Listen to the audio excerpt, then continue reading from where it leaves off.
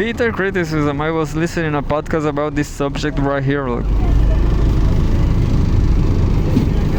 Didn't end it up, but it's all about. I was listening on YouTube. The hope for stability and prosperity in China-Russia relations, in China-Australia relations. I'm sorry. China-Australia relations. Opinion, June 16. Timothy Carswell. Timothy Carswell.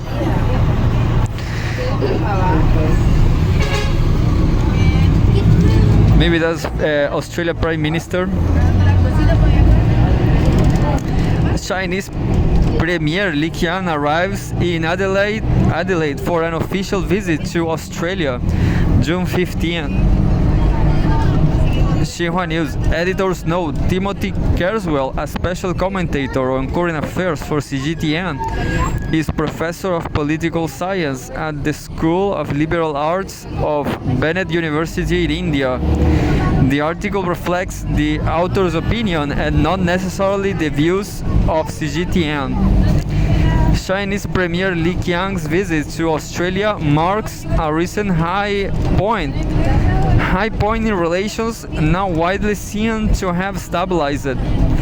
The visit underlines the importance of the China-Australia relationship and with the goal of stabilization achieved.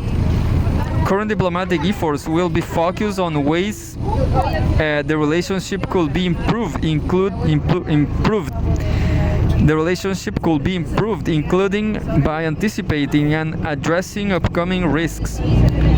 It underlines that the national interests of both countries are bound up with the well-being of their citizens, meaning economic priorities will take center stage. Premier Lee's trip also comes at a time when Australia's public trust in the United States has declined substantially, with a recent Law Institute poll showing that only 56% of Australians trust the US to act responsibly compared to 61% in the last year.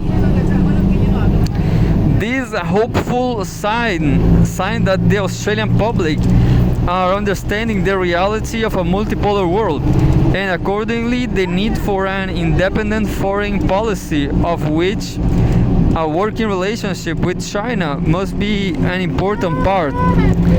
Australia's economy remains inextricably linked to the Chinese economy, with China accounting for almost a third of all Australian exports by 2023.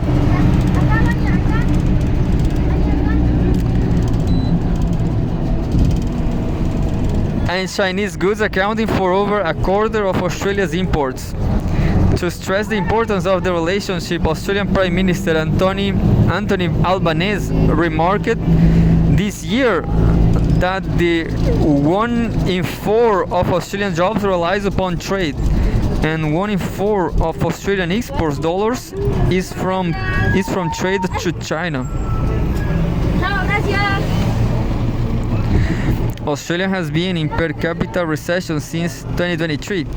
In other words, while its economy is still growing, its population is growing faster than the economy. The current national economic conversation is one of the cost of living crisis, with extraordinary Australians exposed to high food, housing and utility bills in a way that is significantly impacting everyday life in Australia. A man fills his car at a petrol station in Canberra, Australia. The photograph.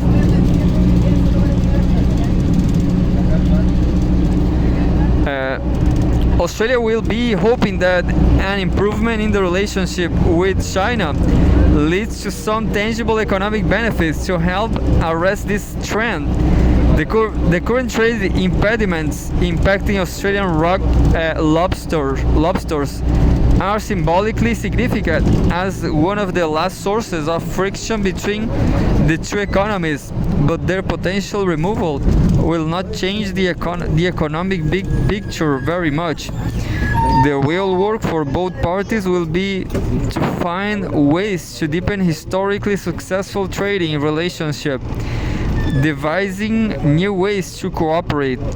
The potential for new eras of cooperation can be seen in recent collaborations leading to the growth of electric vehicle (EV) electric vehicle usage in Australia. China is the world leader in EV technology and manufacturing, which is highly complementary to Australia's status as the world's biggest source of lithium. With both the countries committed to a policy agenda of decarbonization, it is unsurprising that part of previous list visits includes a visit to the mining focused state of Western Australia. Also important will be the Chinese Premier's meeting with Australia's opposition leader, Peter Dutton. While the China-Australia relationship has stabilized, it remains to be seen whether the relationship between Australia's Liberal Party and China has undergone a similar transformation. Australia's relationship with China declined to one of its lowest points under the previous Liberal government, 2013-2022, particularly in the period 2017 to 2021, when Dutton has Home Minister. This was a period when escalating rhetoric and policy hostility became the norm. It would be nice to believe that this low period in relations is a thing of the past.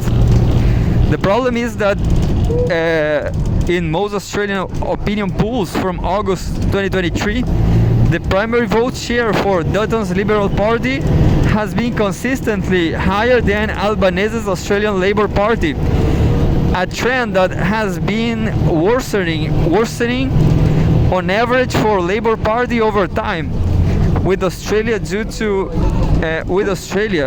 have a federal election in or before September 2025. It raises the possibility that the next time a key Chinese government official visits Australia, they might find a different prime minister waiting for them, along with a changed political scenario. People from Australia and China both they hope that the stabilization of relations that has taken place from 2022 until now will not be erased by a change of government. If Dutton and the Liberal Party remain in opposition even after 2025, they have a lot of responsibility to ensure that China is not used as a way of earning the cheap political points, but to elevate Australian political discourse in a way that is helpful to improving China-Australia relations. If you want to contribute and have specific expertise, you know it. So I did it. I read the news before my point.